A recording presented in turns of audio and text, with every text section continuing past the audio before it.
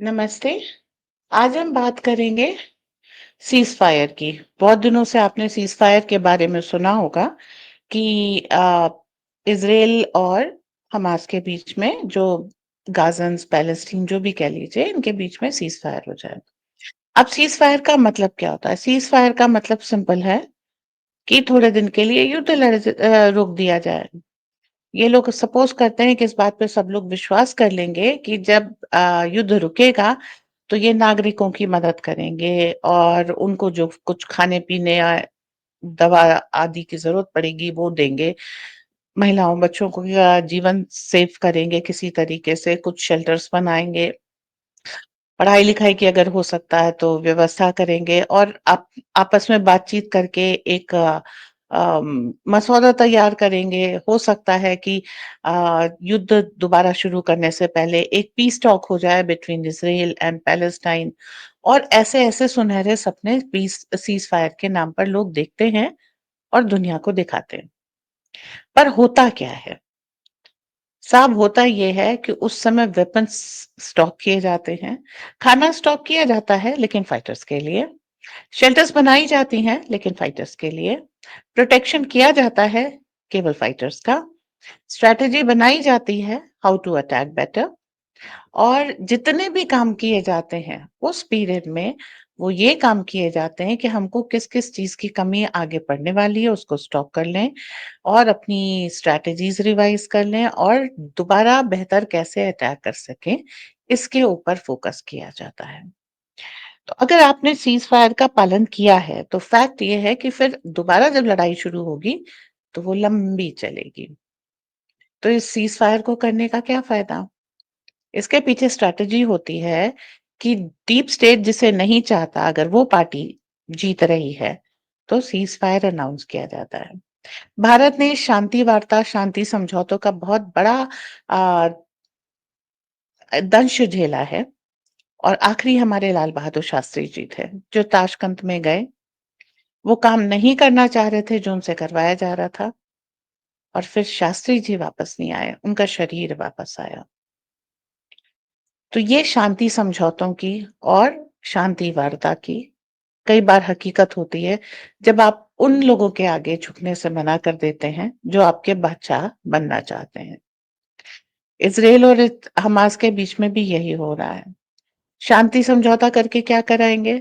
जी, Palestinians को वापस लाएँगे और उनको बसाएँगे।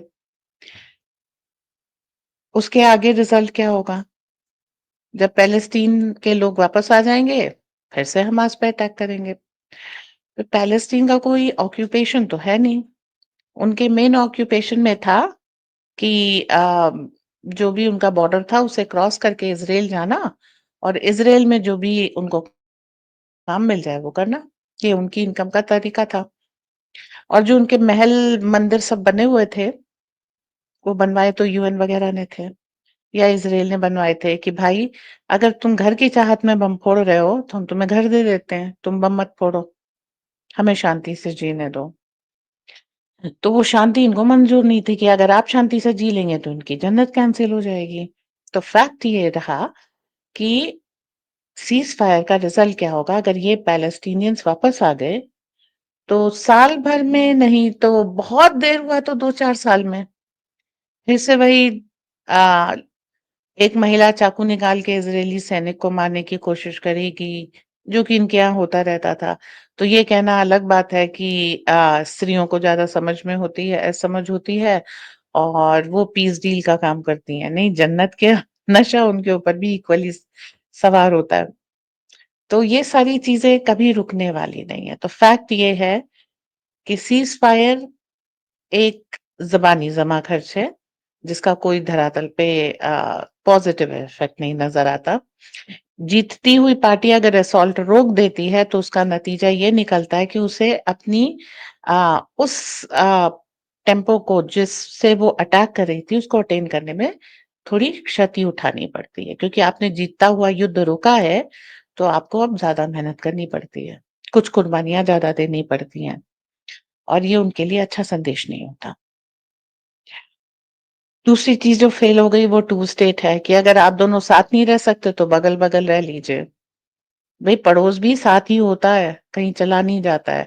अगर कोई व्यक्ति आपके खिलाफ इस तरीके का जहर लेकर के बैठा है तो आप सोचिए उसको किस तरीके से आप नलीफाई करेंगे। खिला पिला करके भारत और पाकिस्तान में भी हम लोगों ने देख लिया। हमने अपने यहाँ बंदी की, पाकिस्तान कंगाल हो गया। तो इनको सेकते खिलाते पिलाते तो हम लोग आए थे, लेकिन क्या दुश्मनी खत्म हो गई थी? नहीं जी। आज भी जब बलूचिस्तान में अटैक हो रहे हैं उनके ऊपर तो क्या कह रहे हैं? भारत करा रहा है। भारत क्या कर रहा है? भारत मजा ले रहा है। बाकी जो काम कर रहे हैं वो बलोच कर रहे हैं। वैसे ट्रेन एक्सीडेंट के बाद उनके यहाँ हाफिज सईद के ऊपर हमला हुआ और उसके बाद भी ऑफिशियली बलोच कह रहे हैं कि 57 हमले हमने कर दिए हैं। एक बम ब्लास्ट हुआ था जिसमें 90 सैनिक है मारे गए थे। तो अटैक्स रुके नहीं और अटैक्स रुकने वाले नहीं है। कोई छुटपुट दो चार मर जाते हैं कहीं पर, तो उसको हम लोग भी रिपोर्ट नहीं करते हैं और आप लोग भी ध्यान नहीं देते हैं कि अब ये सब तो पाकिस्तान के लिए अब नॉर्मल हो गया है। इसमें कोई घटना या दुर्घटना हम लोग नहीं मानते। जब हाँ 50 का आंकड़ा पार करता है तो हम सोचते हैं। और पाकिस्तानी आर्मी भी इस बात को जानती, तो उन्होंने कहा भैया 15 के आगे जो भी जाए उनको रिपोर्ट मत करना, 15 तक ओके है। क्योंकि 15 तक भारतवासी ध्यान नहीं देते हैं। तो ये टू स्टोरी स्टेट थ्योरी ना, हमारे दाहिनी बाजू भी फेल हो गई और बाईं बाजू भी फेल हो गई है। चाहे आप बांग्लादेश ले लीजिए, चाहे आप पाकिस्तान ले लीजिए। आपने इन्हें अलग भूमि दे दी लेकिन दुश्मनी आप नहीं खत्म कर पाए। आपने इनकी इकोनॉमी चला ली, एक को स्वतंत्र करा दिया, सुरक्षा दे दी, सब कुछ दे दिया। इलीगल उनके यहाँ से इमिग्रेंट्स ला करके अपने यहाँ बसने दिए, लेकिन दुश्मनी खत्म नहीं हुई। तो इस चीज को ध्यान रखिए, दुश्मनी खत्म करना है तो आपको गाजा के तरीके से समतल पट्टी बनानी पड़ेगी और दुश्मन को हटाना पड़ेगा, क्योंकि ये ऐसे नहीं है जो सुधर जाए। अब इस दुश्मनी में घी डालने वाले बहुत सारे लोग होते हैं। मोदी जी ने अपने लेटेस्ट इंटरव्यू में अभी भी कहा है कि यूएन फेल हो चुका है और यूएनआरडब्ल्यूए ने इनको डीजल दिया, इनको हथियार दिए, अपनी प्लेटफॉर्म दिया कि आप अपना प्रचार कर सके, आप अपना प्रसार कर सके, सब तरह की मदद की। ट्रम्प भी कह रहे थे कि इनके दिल में हमारे लिए नफरत है, तो अब हम कहाँ तक मोहब्बत से रिस्पॉन्ड करें।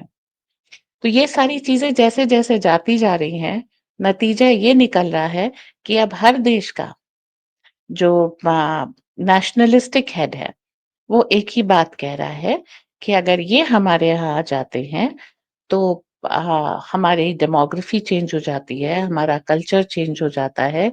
और यही वाइस प्रेसिडेंट वॉन्स कह रहे थे कि इनके आने से जो क्रिश्चियन कल्चर है यूरोप का वो नष्ट हो गया है और अगर अमेरिका में आते रहे तो अमेरिका का नष्ट हो जाएगा। तो इनसे अपनी सभ्यता संस्कृति को बचाना है, क्योंकि इनके पास सभ्यता और संस्कृति जैसी कोई चीज नहीं है। और इनको हटाने के लिए अब विश्व भर में एक युद्ध चल रहा है। युद्ध कहाँ चल रहा है? जुडिशरी और सरकार के बीच में चल रहा है। ये चीज जो है अब अमेरिका में भी आप देख लीजिए, जैसे हमने यहाँ से अपने यहाँ से बांग्लादेशी हटाने की कोशिश की तो हमारे सुप्रीम कोर्ट पहुंच गए, ये लेफ्टिस्ट की बांग्लादेश से आए हुए इलीगल इमिग्रेंट्स के बच्चों को पढ़ने का हक है। अपने बच्चे आपसे पढ़ाए नहीं जा रहे हैं, आप उनके बच्चों को पढ़ाएंगे। खैर, ये सारी चीजें हो रही थी। यही चीज सेम सेम टू सेम वहां पर हो गई अमेरिका में। सुप्रीम कोर्ट उनका दौड़ के आ गया कि भाई आप इलीगल इमिग्रेंट्स को नहीं हटा सकते, उनके भी कुछ राइट्स हैं। ट्रम्प ने क्या कहा? आप राइट्स के ऊपर डिस्कस करते रहिए, तब तक मैं जितने हटा सकता हूँ हटा दूंगा। मतलब world has come into genre of जिसकी लाठी उसकी भैंस। सुप्रीम कोर्ट में डिस्कशन चलता रहेगा और ग्राउंड से इलीगल इमिग्रेंट्स हटाते जाएंगे। अभी राइट टाइम है, ये काम हमें भारत में भी हमने करना शुरू कर दिया। हम दिल्ली और बहुत सारे जगह पर जिनको हम बता रहे हैं नहीं बता रहे हैं, हम इलीगल्स को हटा रहे हैं। क्योंकि अभी दुनिया भर से निकाले जा रहे हैं इसी मतलब इसे कहते हैं ना बहती गंगा में हाथ धोना। तो शांति काल में शांति पूर्वक हम अशांति प्रियों को हटा रहे हैं। और इसका रिपरकशन आ रहा है। पार्लियामेंट चल रही है, इसलिए जंतर मंतर पे धरना भी चल रहा है। और मोदी जी के नामांकित किए हुए आंदोलन जीवी वहां पर आंदोलन भी कर रहे हैं। तो ये डीप स्टेट के थोड़े थोड़े हरकत में आने का अ, एक संकेत आप लोगों को मिलता जाएगा। दूसरा फ्रंट यहाँ पर रशिया और यूक्रेन के बीच में चल रहा है। तो अब देखिए ब्रिटेन भी कंगाल हो चुका है, लेकिन वहां के जो प्रधानमंत्री हैं, उनको एक पीस कीपिंग फोर्स यूक्रेन भेजने की बहुत जल्दी पड़ी है। और 2-3 बार रशिया इस बात की धमकी दे चुका है कि भाई ऐसा मत कर, तेरी पीस कीपिंग फोर्स अगर यूक्रेन में आई तो मुझे तुम्हारी कंट्री पे बॉम्ब फेंकना पड़ेगा। लेकिन स्ट्रामर किसकी उसमें है ये नहीं मालूम। लंदन में नो गो जोन्स बने हुए हैं जिसको कंट्रोल करने के लिए ना तो स्ट्रामर के पास फुर्सत है, ना पैसे है, ना सोच विचार है। वो उससे मुक्त है। उनको परवाह है यूक्रेन की, कहीं वहां ना हार जाए। अभी कनाडा के जो प्रधानमंत्री हैं वो ब्लैक रॉक में काम कर चुके हैं। तो इस तरीके की सॉरी, जर्मनी के जो नए चांसलर हैं वो ब्लैक रॉक में काम कर चुके हैं। तो ये जान लीजिए कि इस तरह के बहुत सारे लोग सत्ताधीश बन रहे हैं। अब ब्लैक रॉक क्या है? ब्लैक रॉक वो कंपनी है, जब यूक्रेन जीत लेंगे, अगर जीत लेंगे ये लोग, तो वो यूक्रेन का पुनर्निर्माण कराएगी। वहां के खेत खलिहानों पे काफी हद तक उसका कब्जा होगा। तो एक कंपनी या कुछ कंपनीज के फायदे के लिए युद्ध लड़ा जा रहा है। अब उसमें जो व्यक्ति ज्यादा एंथुजियाज्म के साथ आ रहा है, उसको आप समझ लीजिए कि उसकी लॉयल्टीज किधर है। तो जैसा कि मिस्टर स्ट्रामर ने प्रूव किया है, उनकी लॉयल्टी लंदन के साथ नहीं है, लंदन के लोगों के साथ नहीं, इंग्लैंड के साथ नहीं है।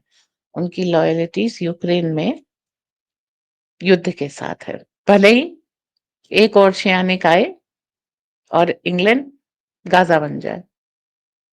सो ये सारी चीजें हमको समय समय पे देखती रहनी पड़ेगी। ये अनाउंसमेंट हो ही चुके हैं कि जितनी भी टेक्नोलॉजी आर्म्स एमिनिशंस हैं वो रशिया के अगेंस्ट फेल हो चुके हैं। ट्रम्प खुद कह चुके हैं कि नेटो, यूरोपियन यूनियन और अमेरिका मिलकर के भी रशिया के खिलाफ लड़ाई जारी रखना अफोर्ड नहीं कर सकते। ये स्टेटमेंट है, लड़ाई जारी रखना। जेलेंस्की को डांट चुके हैं, you are not winning this war. आप ये युद्ध नहीं जीत रहे, मतलब हार रहे हैं भाई साहब। अब क्या कर दिखा रहे हो, बैठो। जेलेंस्की को फिर भी बीच में लेके आया जा रहा है क्योंकि टेरिटरी उसके हाथ में है। इम्पीचमेंट उसके खिलाफ उसकी पार्लियामेंट में चल रहा है। उसको हटाने की, अब चलते युद्ध में तो आप वो करा नहीं सकते वोटिंग। तो आपकी मजबूरी है कि जो कुछ भी है आपको उसके साथ साइन करना पड़ेगा। तो कहीं कहीं उनको मलो किया जा रहा है कि भाई चुपचाप मान ले, don't push the world into world war 3। But जो कंपनीज हैं उनकी लालच खत्म नहीं हो रही। बहुत सारे जर्नलिस्ट, बहुत सारे ब्यूरोक्रेट्स इस बात को कह रहे हैं, greed is the only reason of Ukraine war. 1990 में जब रशिया डिसइंटीग्रेट हुआ था, उसके बाद से ये कहा जा रहा है, NATO will not expand an inch towards the east. East में कौन है? यूक्रेन। आ, 90 में जब रशिया डिसइंटीग्रेट हुआ है, तो ईस्ट जर्मनी के ऊपर उसने अपना दावा छोड़ दिया और तभी जर्मनी यूनाइट हो पाया था। तो उन्होंने कहा था जर्मनी के आगे यूक्रेन की तरफ हम नहीं बढ़ेंगे। लेकिन क्या हुआ? वो बढ़े। तो केवल रशिया को डोमिनेट करना, आप अमेरिकन मूवीज देखिए, उनमें मेन विलन रशिया होता है। जबकि रशिया ने किसी भी कंट्री को एक्सेस नहीं किया, एनेक्स नहीं किया, उसको सिविल वॉर में नहीं वो ढकेला, उसके रिसोर्सेज पे इलीगल कब्जा नहीं किया। और अमेरिका ने ऐसा हर काम किया है और लगातार कर रही है। तो ये सारी चीजें देखने के बाद अब ये निष्कर्ष लग निकलता है कि ये जो खूबसूरत शब्द है, सीज फायर, शांति, ये सब एक फसाद है। इसके पीछे छुप करके ये लड़ाई को और आगे ले जाना चाहते हैं। तो इस पूरी फ़िलॉसफ़ी को समझने और इससे सावधान रहने की ज़रूरत है। मुझे सुनने के लिए धन्यवाद। जय श्री राम, वंदे मातरम।